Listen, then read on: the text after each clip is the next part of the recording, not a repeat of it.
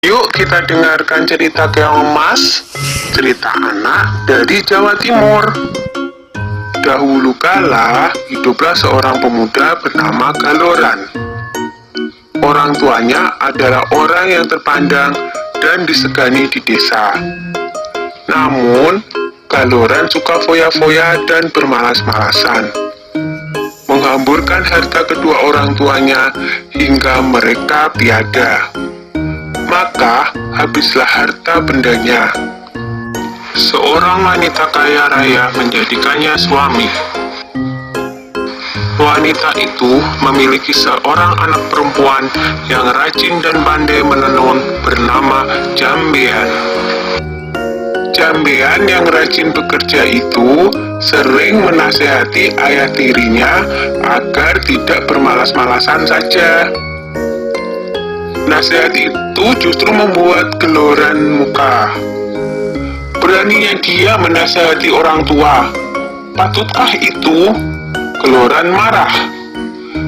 Ibu Jambean berusaha membela Jambean. Tetapi apa daya?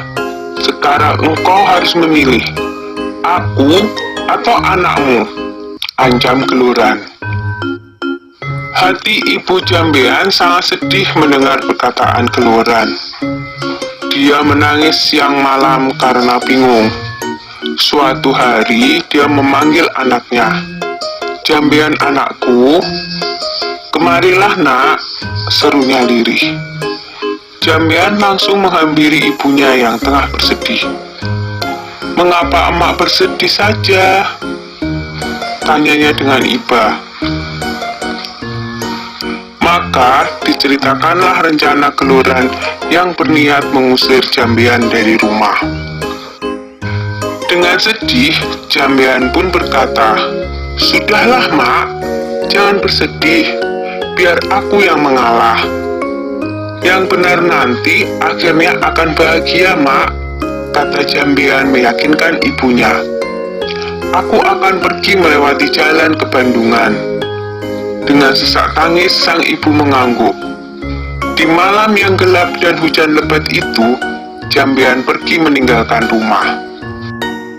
Tak berapa lama kemudian, ibu Jambean yang tak kuasa menahan kesedihannya berusaha mencari, tapi tak bisa menemukannya. Ibu Jambean tak bisa menemukan anaknya karena secara ajaib Jambean telah berubah menjadi seekor siput, atau dalam bahasa Jawa, keong. Di desa Dadapan hiduplah dua bersaudara, bernama Nyai Sambika dan Nyai Sembagil. Mereka hidup miskin dan bekerja mengumpulkan kayu bakar dan daun talas. Suatu hari, keduanya pergi ke bendungan untuk mencari daun talas. Tiba-tiba mereka terpana melihat keong berwarna keemasan di atas batu. "Alangkah indahnya keong ini," seru Nyai Sambika. "Lihatlah, kulitnya indah berwarna keemasan. Aku ingin memeliharanya," katanya lagi. "Iya, sangat indah. Kita bawa pulang saja dia," saut Nyai Sembadil. Maka dipungutnyalah keong tersebut untuk dibawa pulang. Mereka meletakkannya di dalam tempayan tanah liat di dapur rumah. Semenjak itu, kehidupan mereka berubah. Terutama setiap pulang dari bekerja, di dapur selalu tersedia lauk dan rumah berubah menjadi rapi dan bersih.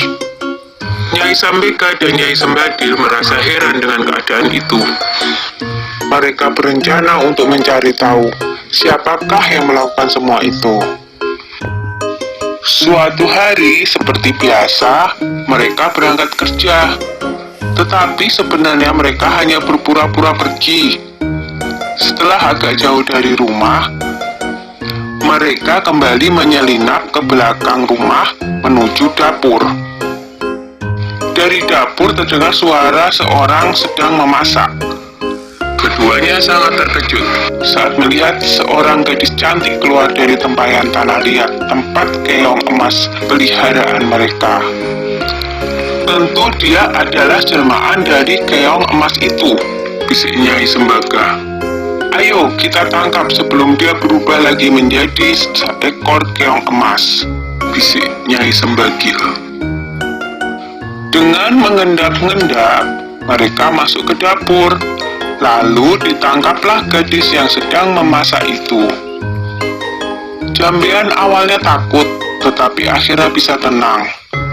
"Siapakah kamu, nak?" desak Nyai Sambika penasaran. "Apakah kamu bidadari?" tanyanya lagi. "Bukan, saya manusia biasa. Saya diusir oleh ayah tiri saya, sehingga saya menjelma menjadi keong," saut Jambean tertunduk. Keduanya terharu mendengar cerita Jambean, apalagi melihat ketekunan gadis itu dalam bekerja dan kebaikan hatinya. Akhirnya, keong emas diangkat sebagai anak. Sejak itu, keong emas membantu keduanya itu dengan menenun.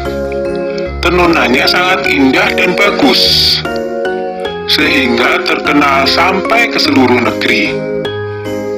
Karena hasil tenunannya itu juga, kedua nyai tersebut menjadi bertambah makmur.